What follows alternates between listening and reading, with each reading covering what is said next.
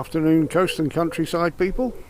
I said we'd have a look around the rest of the plot when the weather got a bit better, and now it has, so that's what we're going to do. Past few days I've been building a woodshed and a nice saw horse to cut up all my firewood. So I'm taking a break for that and we'll have a wander round, shall we? We saw the fruit tunnel in the lower plot in the previous video, and now the wind's dropped, we can go around the corner and look at the rest of it. So after seeing Mike on the Sow Grow Eats video last night and his disaster with the potato blight and tomato blight, I've been having a bit of a restless night thinking about spraying all mine, and we've had days and days of rain, and now the rain stopped, so I got out and sprayed everything. Now I don't think I'm allowed to mention what I sprayed it with because I'm still not sure about the legality of that. Some websites say it's not allowed to be used, and other ones say it's just not available for sale, but you can still use it. So we won't mention a copper sulfate based fungicide that you can easily make by mixing copper sulfate and hydrated lime, but I'm sure you can see the blue tinge on the leaves here. And I've sprayed all the outside tomatoes and potatoes and the inside ones, so excuse the mess around here. I'm still digging it out when I get the chance, and all this is going to become a veg plot next year. But let's start off with just looking at the existing veg plot and the bits around it. All the rhubarb is picked up since the rain came. That has all died back, but looks like we could have another picking if we wanted there, but we've still got plenty in the freezer. The spinach just about getting big enough to take a picking off now, and the Swedes, bit of a disaster there. Something's eating them, not quite sure what. I thought it was pigeons at first, but I think it's something a bit smaller, and a couple of Florence fennel down there. The broad beans are out now. Unfortunately we had chocolate spot fungus on them, and they really weren't worth keeping, so that's a bit of a shame. But the Bridgewater beans, and I think I've got some Cobra climbing beans there, they're cropping lovely at the moment. They're doing absolutely super. These are the early strawberries which were in the polytunnel over winter, and they're resting now, having given us an early crop. And they're just starting to put out runners as well, so I should be potting up some of the runners for next year's plants. Celery, I've not really grown it before. I've grown a tiny bit and it wasn't very good, but this year I've planted the seedlings in the bottom of these tall pots and then earthed them up as they grew, and we got sort of mixed success with them. There's some white blanched stems on there, but they grow much taller than I expected. I think if I was to use pots twice the height of that would be better, but I haven't got any, so that's not going to happen. Excuse me.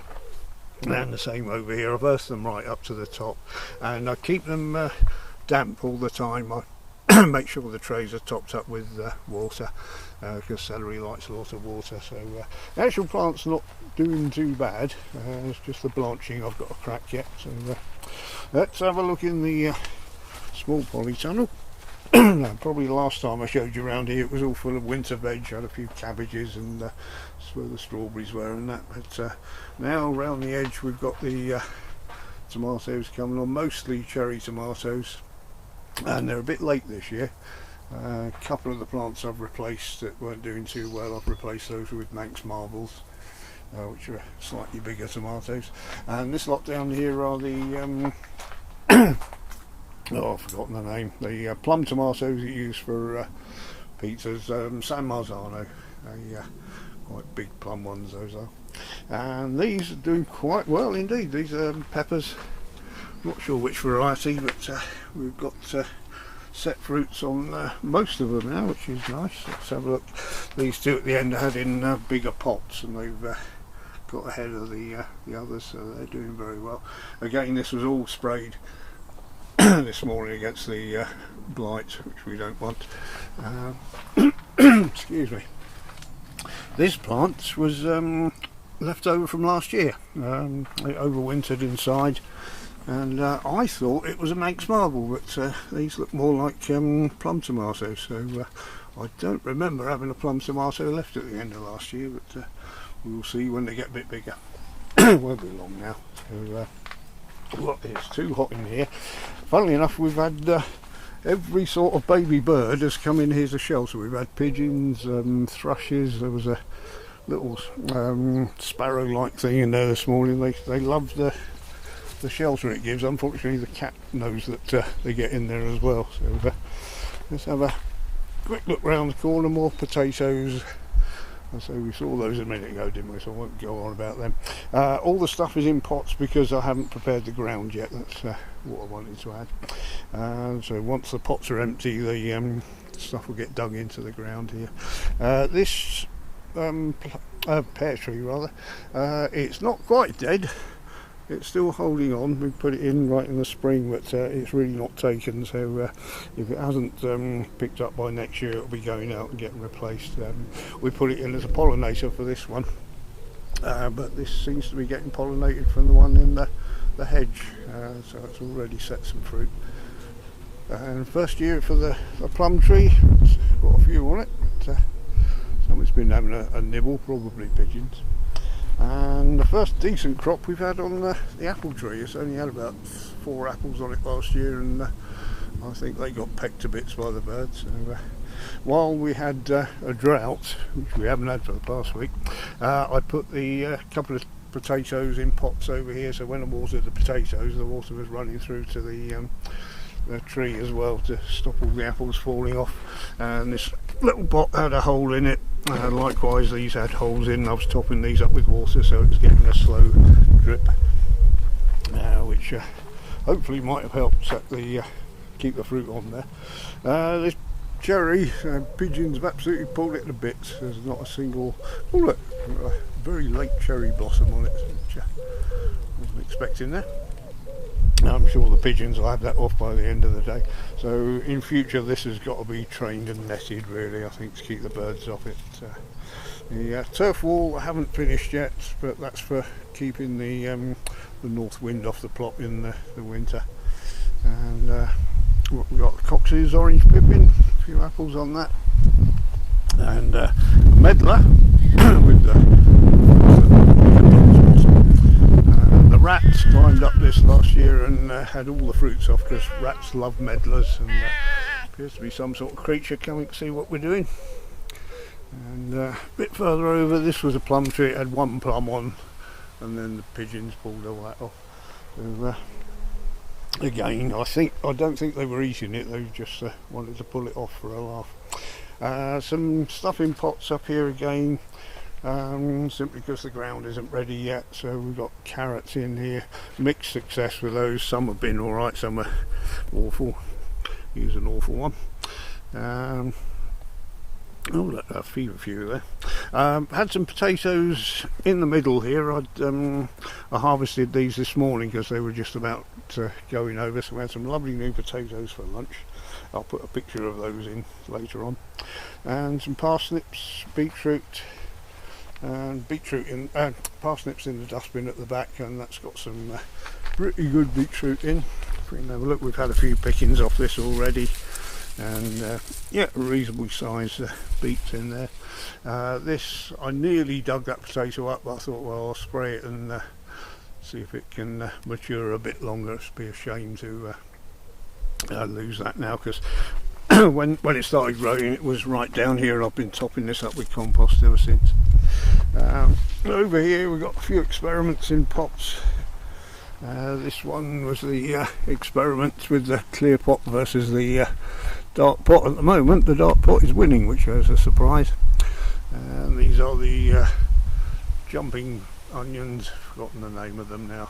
They form bulbs at the top in the winter and then drop off. So they're a sort of backup for spring onions, really. And let's go past this creature again. The size of that bramble, just pulled that off. And here again, I just stripped the turf off this, so it was somewhere to put tomatoes. I've got Outdoor Girls, which are the bigger ones, and Manx Marvels, which are just coming on now. Again, it's all sprayed this morning.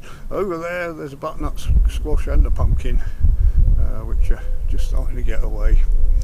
So really that's it for the rest of the plot. Let's have a look if we missed anything over there. A bit more celery in the ground there, just to see if we can do anything. Oh, and right under the trees, if you can pick it out, there's some mangel wurzels and some spinach, which is not doing too bad, at all. So that's about it. Just have a look around, see if there's anything we missed, and don't think there is for veg. So if I come back here, you can see the idea with the turf wall. That's going to go right along there, and I'll strip the rest of the turfs off. It's just getting round to doing these things, isn't it? So, and then topped by a few plants to keep the wind off. That's the idea, and we'll see if it works. There's always something you forget, isn't there? I forgot to mention the grapevine, which is absolutely laden with fruit this year.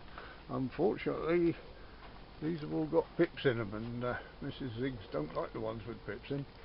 So what I've done, I've planted alongside it. You can see the grapevine is planted outside, and it comes through a hole in the wall there into the polytunnel. I've planted a new one, which is a red seedless one, which has just come in through there, and that's the first bunch of grapes on it, so these will come out red, and the others are white ones, so it'll be easy to see the difference. And this here is the first bit of growth on it since I put it in. This new tendril has grown up, so what I'm going to do is train this alongside the existing one until it's as big as the white grape, and then we can either let them both coexist, or just cut one out, cut the one with pips in out, and just have the red seedless one in here. So we'll see how it goes. If they both grow alongside each other and they're quite happy, then we'll probably have both, because you'll be able to tell them apart straight away once they're ripe. So we can have one for juice and one for eating, which will be nice. All puddings are welcome. So there we go. That was just a bit at the end of the video.